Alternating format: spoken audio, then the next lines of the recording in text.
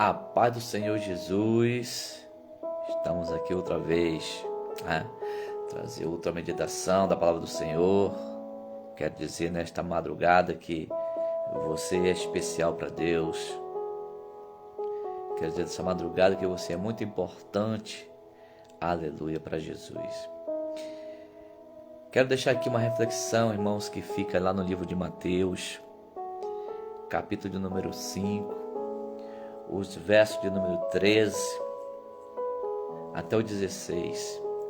Jesus naquele dia, lá no Sermão do Monte, ensinando aos discípulos, ele vai dizer algo interessante para os discípulos e para mim, para você, para a igreja. Ele diz assim: vós sois o sal da terra. Ora, se o sal vier a ser insípido, como lhe restaurará o sabor?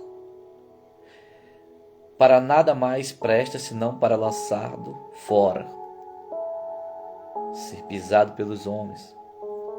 Vós sois a luz do mundo. Não se pode esconder a cidade edificada sobre um monte. Nem se acende uma candeia para colocá-la debaixo de um alqueire, mas no velador, e alumia a todos os que se encontram na casa. Assim brilhe também a vossa luz diante dos homens, para que vejam as vossas boas obras e glorifiquem o vosso Pai que está no céu. Aleluia. E nesta noite, madrugada já aqui, quero aqui trazer uma reflexão. Quero dizer para você, querido, que a igreja ela tem que fazer a diferença. Sal e luz. Nesse tempo bíblico, tempo de Jesus, para quem foi que Jesus escreveu isso? Para a igreja primitiva, para aquela igreja que estava, aleluia, nascendo, que era a sua igreja. Quando, depois da destruição de Jerusalém, no ano 70 depois de Cristo, quando a igreja primitiva experimentava um grande crescimento, porque os cristãos judeus, eles queriam impor a lei, como mediadora entre Deus e os homens, e os cristãos gentios, por sua vez, eles queriam viver sem nenhum tipo de lei, aproveitando-se da liberdade em Cristo. Jesus, para não dar razão, às obras da carne, para não dar vazão para a obra da carne, ele vai deixar esta mensagem. Para quê, pastor?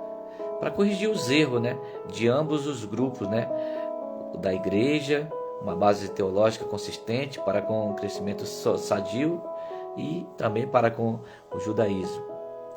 Então, devido à nova natureza, os cristãos afastavam-se das trevas e conservavam um padrão moral, no ambiente onde eles estavam.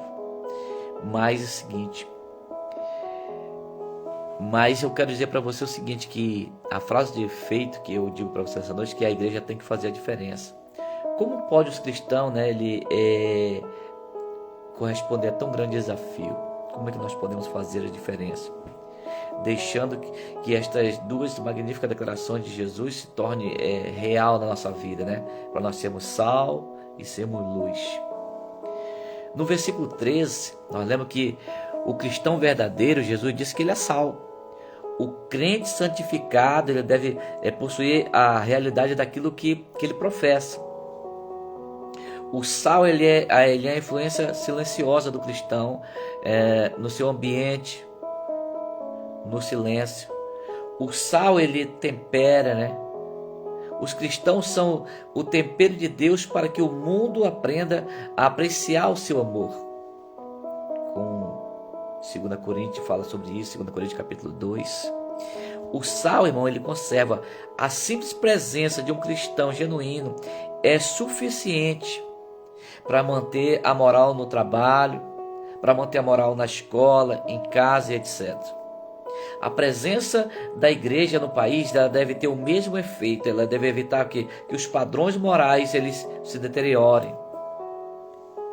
Aqui eu vejo que duas preocupações devem ter os cristãos: equilíbrio e purificação. Equilíbrio, irmão, é não salgar demais né, tornar-se para não se tornar intragável, não comível, né? E a purificação, irmão, é não perder o sabor. Não pode perder o sabor.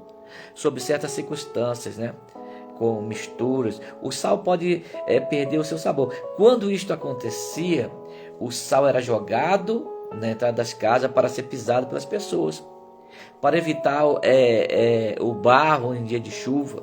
Era para isso que ele servia, deixando de funcionar como deve, né? O cristianismo, ele é pisado pelos homens. Repare como a mídia pisa os cristãos quando eles dão o que? Um mau testemunho. Então, irmãos, você deve ser o que? O sal, onde quer que Deus o tenha colocado. Se nós fizermos diferença, haverá tempero, alimento, conservação. Então, peça ao Senhor equilíbrio, purificação. A igreja tem que fazer a diferença.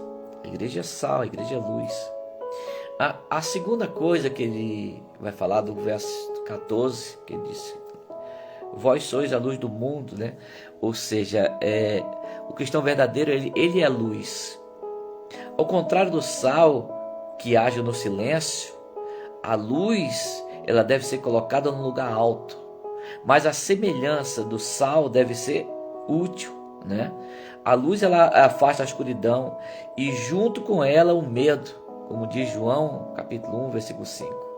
A luz, ela orienta, especialmente os que ainda estão longe da luz, como diz Mateus, capítulo 4, versículo 16.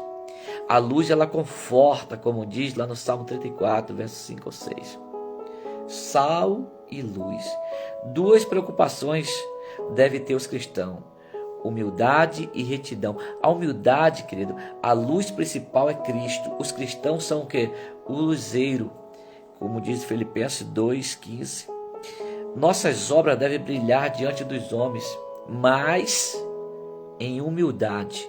A luz do cristão, ela permite que o mundo veja as suas obras e glorifique a Deus.